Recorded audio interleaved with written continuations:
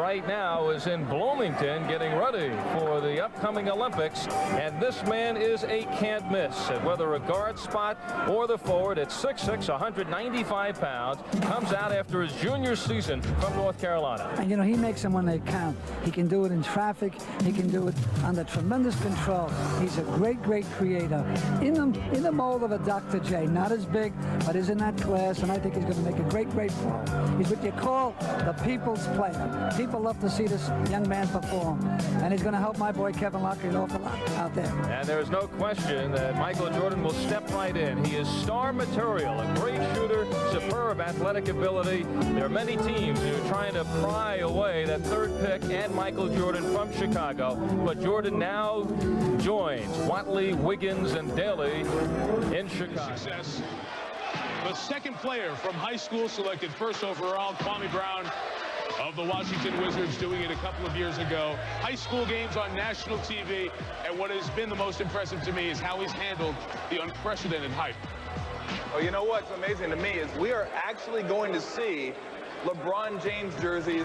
We're going to see Cleveland Cavalier jerseys in Montana, in LA, in New York, in Chicago. I mean, his impact is not just going to be on the court. It's going to be felt all across the landscape of America. You know, you got to love this guy, too, in terms of his poise and the way he's really handled himself through all this adversity. I mean, this is a great moment for him and his family, obviously, but also for the city. The Los Angeles Lakers went through the formality of drafting Michigan State's Erwin Magic Johnson first. He's already signed a Laker contract after passing up his last 2 years at Michigan State under the NBA's hardship provisions. Most of the other first-round picks went true to pre-draft rumors. The Chicago Bulls went for UCLA's David Greenwood here in the second pick of the day. The New York Knicks, picking third, tabbed 7-foot center Bill Cartwright of San Francisco, lending credence to those reports that Knicks center Marvin Webster may be trade bait. Another Michigan State product, power forward Greg Keltzer, was the fourth player to go to the Detroit Pistons by virtue of a Sunday night trade of draft picks with Milwaukee. And again, we spend so much of this night talking about the players and how they're going to fit on their roster and cap numbers and all that stuff. It is also about personal and family and the realization of a dream. This young man from Sweetland, Maryland, who is still age 18, went to Texas for 1 year, was the consensus National Player of the Year. No freshman ever has been the consensus National Player of the Year. Swept all 7 Player of the Year awards. His grade point average that first semester at Texas, 3.5. So he did his work at school, even though he knew he was on his way to the NBA. And boy, did he work over the Big 12. And he is now the new building block for the Seattle Supersonics. Kevin Durant's favorite quote is, "Hard work beats talent when talent fails to work hard." What does that quote mean to you, Kevin? It means no matter how good you are, if you don't work hard, nothing will happen for you. So I always use that quote. I instilled it in myself that no matter how good I am, I got to keep working. At the pre-draft camp, everyone knows you couldn't bench press 185 pounds, and it raised the eyebrows of a lot of critics. If you were a GM and you had heard that about a guy that you were potentially going to draft, what would that have made you think? It made me think nothing. If a guy can play basketball, a guy can play basketball. So I really wasn't worried about that too much. I was just worried about this day, and I'm glad I'm going to Seattle. All right, Mike, he's got a crush on Beyonce. Not when he meets her, or if he will meet her courtside at some outstanding. It's going to take him a little time, though, because he's going from high school, skipping college, into a very physical game. All he did was average 31 points a game his senior year. His team won the state title with 31 wins and 3 losses, and he eclipsed the scoring mark of Wilt Chamberlain in Pennsylvania. This kid has got it all. Yeah, you get the package, and I think what you like best about him, everyone says that he makes everyone else around him a better player. And he's a winning style guy. We realize that there's a lot to overcome when you come right out of high school. But if anyone has a good chance, this young man is blessed with outstanding offensive. 97 NBA draft, and what a performer this guy has been. Consensus National Player of the Year, averaged about 21, 15, and 3 blocks. Well, you can see he can play face it, put it on the floor, and the nice thing about it is at his size, he can shoot with either hand. And then you can see he handles extremely well, and then he also has 3-point college range. The only negative, the downside, is the foul shooting, and hopefully that will be corrected. But what a force, guys. Well, I think another thing that's going to be very important with this group is that your guard play is going to have to be very important, Hubie, because you're going to have proper timing, particularly with two big guys in there. And I think a 6'11" forward, I still think is a difficult task, although well-talented team. Don't underestimate the hard job that the coach is going to have to do.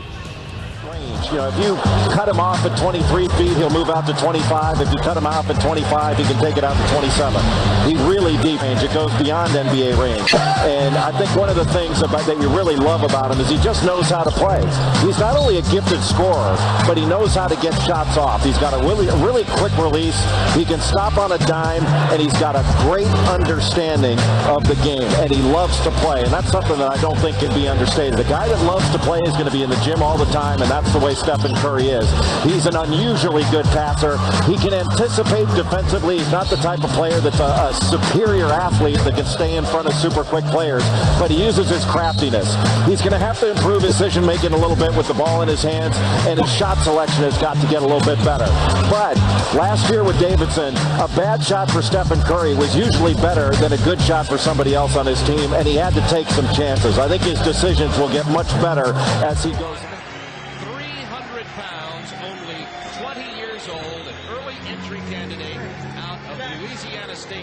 And led the nation in block shots last year. He joins Akeem Olajuwon and Artis Gilmore as the only 7-footers in collegiate history to win the rebound title. So, as Hubie and Doug were telling you, he's already rich. He hasn't played yet. And now Shaquille O'Neal joins the NBA and the Orlando Magic.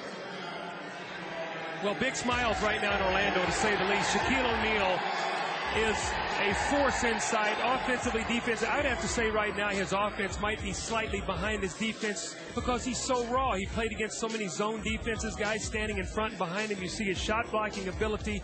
He runs the floor. He has great enthusiasm for a big man also, which I think is very, very important. He appears to be a guy who really loves to play basketball. He's charismatic, Bob, and he wants to be coached. The big factor here is going to be the attitude. Will it remain the same?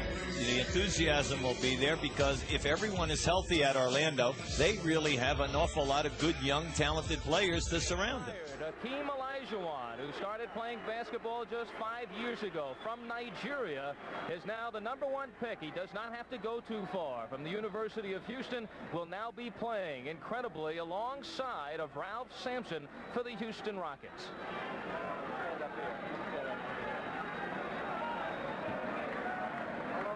Akeem, whose family owns a cement business in Nigeria, and Akeem is certainly laying the foundation here in the United States.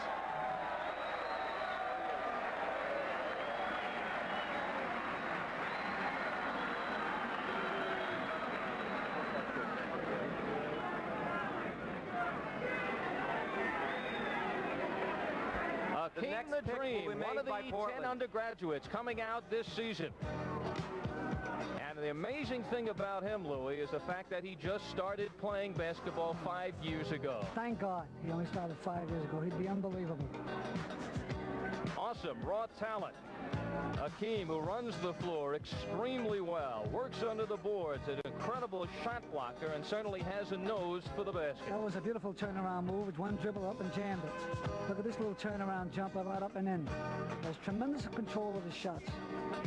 The All-American, Southwest Conference Player of the Year last season, who averaged 17 points a game and just under 14 rebounds per. Akeem Olajuwon, the #1 pick in the 1984 NBA draft.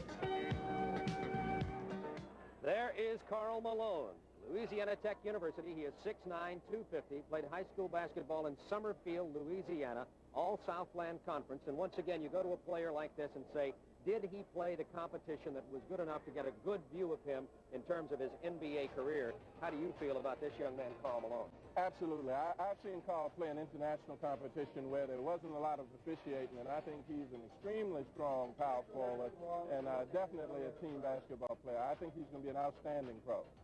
He's got a pro body, Bob. A pro body. You have a pro body as a coach. As a matter of fact, I'm going to ask you about that a little bit later. They say, John Thompson, that he has the potential to be one of the top power forwards in the league. And let's find out a little bit more about Karl Malone. He's a consistent rebounder. He is a power forward. They say maybe there's some question about intensity.